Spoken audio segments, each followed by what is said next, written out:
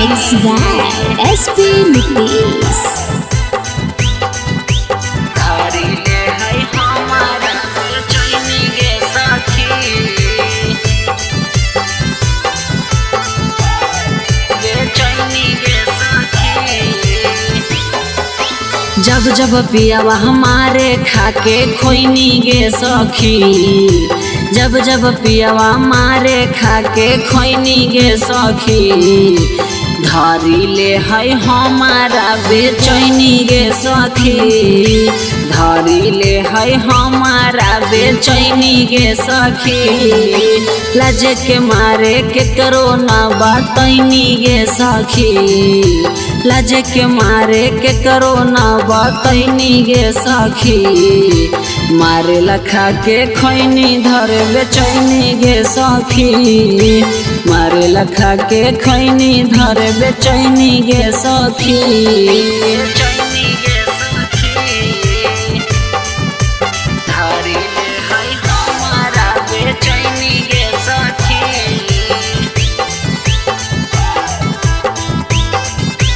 जब जब पियावा मारे खाके खैनी गे सखी, धारिले है हमारा। पलंग पर सुता के सखी मारा है कई नसावा में, मूड जब बने तो धराई दे है हथावा में। पलंग पर सुता के सखी मारा है कई नसावा में, मूड जब बने तो धराई दे है हथावा में। भोरे भोरे उठनी तने हैनी गे सखी, भोरे भोरे उठनी तने हैनी गे सखी। मारे लखा के खैनी धर बेचैनी गे सखी, मारे लखा के खैनी धर बेचैनी गे सखी। बेचैनी गे सखी, Mixed by SP Nitish. हमारा बेचैनी गे सखी।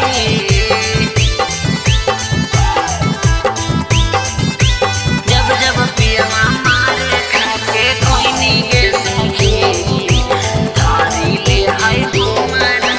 ऐसा पीनी दिशावा के हम छोड़ दे लिहल बेकार गे, राजा राउ सनम के ना करे आवे प्यार गे। विवेक नीति सवा के हम छोड़ दे लिहल बेकार गे, राजा राउ सनम के ना करे आवे प्यार गे। केकरो से न देखैनी तोरे बतैनी गे सखी, केकरो से न देखैनी तोरे बतैनी गे सखी। मारे लखा के खैनी धर बेचैनी गे सखी, मारे लखा के खैनी धर बेचैनी गे सखी।